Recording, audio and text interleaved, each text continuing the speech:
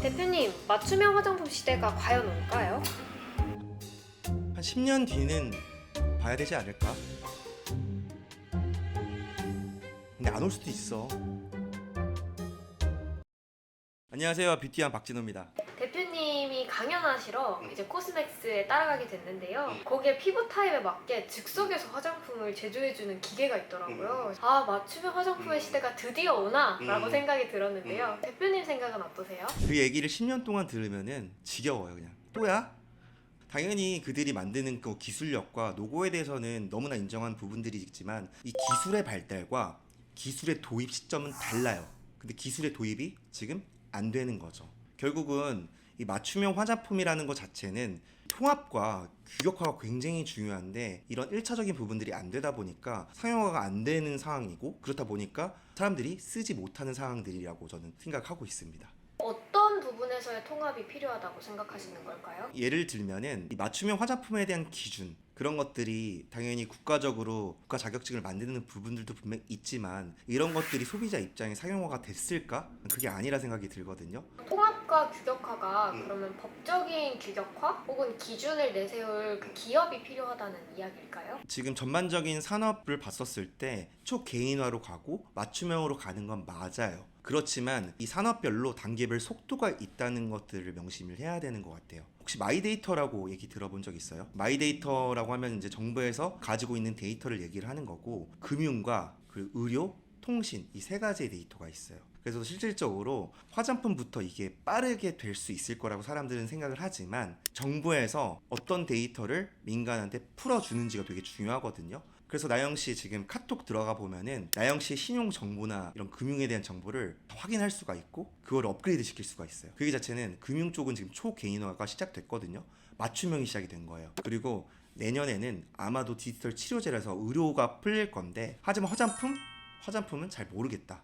결국은 이 국가에서 데이터를 풀던지 아니면 아마존 같은 큰 회사에서 나와서 통합을 시키던지, 이게 되게 중요할 것 같은데, 뭔가 지금 현실상으로 봤었을 때 사람들은 그렇게 많은 필요성을 많이 못 느끼는 것 같은 건 사실인 것 같습니다. 그리고 몇 명의 데이터를 수집을 했다고 해서 저에게 딱 맞춘 화장품을 만들기는 어려울 것 같아요. 그래서 그 기준이 없다는 것 자체가 결국 통합과 규격화에 대한 얘기랑 똑같은 얘기라고 생각하시면 될 것 같아요. 그러면 정부에서도 움직임이 필요할 것 같은데 실은 화장품 산업이 규제가 굉장히 세잖아요. 대표님 생각에는 이게 풀릴 수 있을 거라 생각하시나요? 전 풀릴 수 없다 생각해요. 왜냐면 문화적인 배경도 존재를 하고요. 역사적인 배경으로 또 봤었을 때 전쟁에 패한 나라들이 정보 관련된 이슈에 굉장히 민감하다고 하더라고요. 그래서 우리나라도 마케팅에 동의를 하시겠습니까? 이런 부분들도 독일이랑 굉장히 비슷하다고 해요. 다 허락을 안 하는 거죠.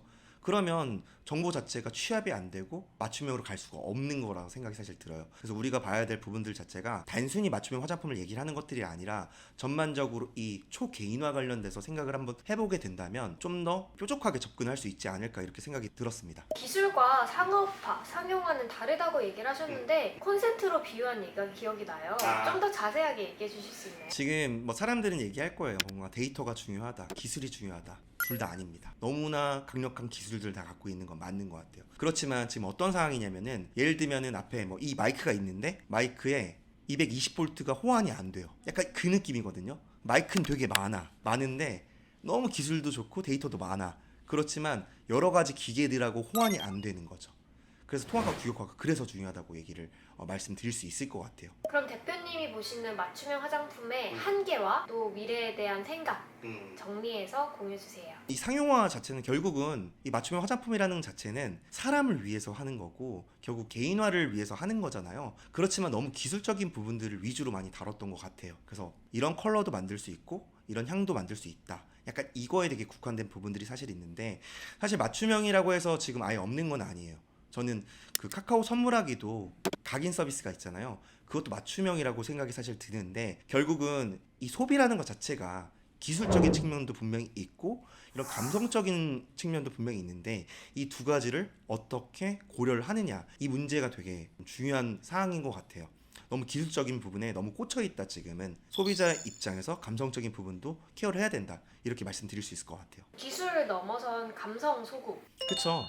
그러니까 초개인화해야 되는 거는 결국은 나에 대한 정체성과 그걸 뒷받침하는 것들이 기술력이었던 거죠. 근데 이게 주객전도가 지금 되고 있는 상황이에요. 그래서 맞춤형 화장품 올라면은 저는 그래도 적어도 5년 10년은 더 지나야 되지 않을까 이런 생각들을 하고 있습니다.